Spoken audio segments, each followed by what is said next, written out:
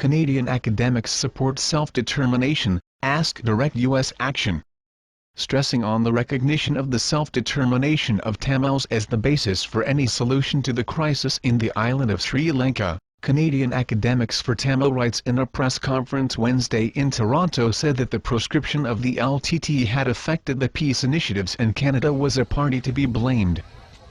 These are Sri Lanka's internment camps, where tens of thousands of Tamils who fled the war are held. As a journalist, you can't come here unless the army guides you around. But these pictures were taken independently by a cameraman for Channel 4 News who managed to get into the camps. He filmed, for the first time, people talking freely about life here. They wanted their identities hidden, but spoke of the thirst, the struggle that came here after the perilous trek from the front lines. One man said he's an aid worker at the camp. Personally, I saw 4 dead bodies inside the camp, 3 women and a man. Worms came out of the mouth of one. It must have been there for 3 to 4 days. People just live with the dead bodies without doing anything. Some children were close to one. They didn't know that it was dead. People don't know who to complain to, so they just leave it. I saw mothers unable to feed their children.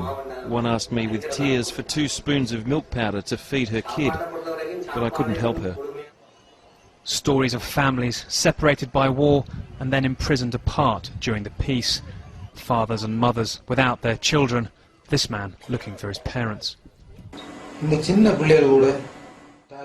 There's still children here without their parents.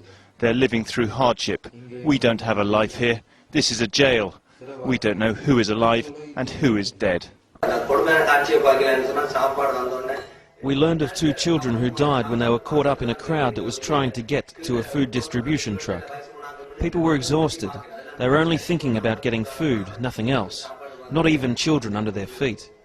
There's a lack of coordination and competence here. The government's only objective is to eradicate people from the areas the Tamil Tigers controlled. The government denies these allegations and says it's mounting a huge aid effort. But another aid worker at the camp made a more serious claim. She said she believed soldiers were abducting young women and sexually abusing them.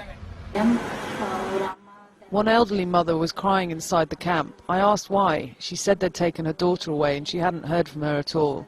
There were many people taken from the camps that go missing. The women are sexually abused and no one takes any action. There's no one to complain to. Nobody dares to talk. They know they're being watched. They're afraid they'll go missing. As an immediate remedy to the grave situation at the moment, the IC and UN should take food and medicine directly to Vanni, and if not possible they should pressure the US to do it. It may look strange, but it is the only option if anyone wants to save the lives of the people in Vanni, was the opinion expressed in the press conference, citing the urgency. The press conference at Hotel Marriot Wednesday, attended by local, national and international media, was a sequence to a statement sent to the Prime Minister of Canada by the Academic Forum last week, signed by 125 academic professionals of the various universities and institutions of Canada and by prominent academic personalities.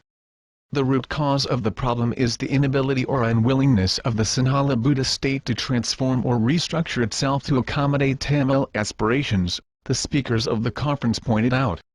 The crisis is more than 60 years old. For more than 30 years the Tamils were waging a non-violent struggle. Unfortunately, the media today concentrates only on the last 30 years, was a concern of the conference speakers. Our aim in issuing this statement was to call on the Canadian government to take a stand on the situation in Sri Lanka, said Aparna Sundar, professor of political science, Ryerson University.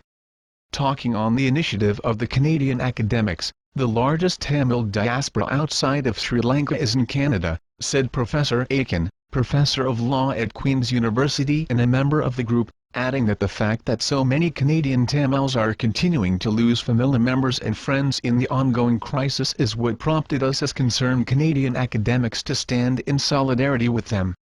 Another member of the group, Ryerson University sociology professor Alan Sayre said we have a responsibility to act in the face of the humanitarian and human rights catastrophe confronting the Tamil population of Sri Lanka. The level of mobilizations among Tamils in Toronto has been truly impressive, and they are asking for our solidarity so they do not feel they are facing this crisis alone.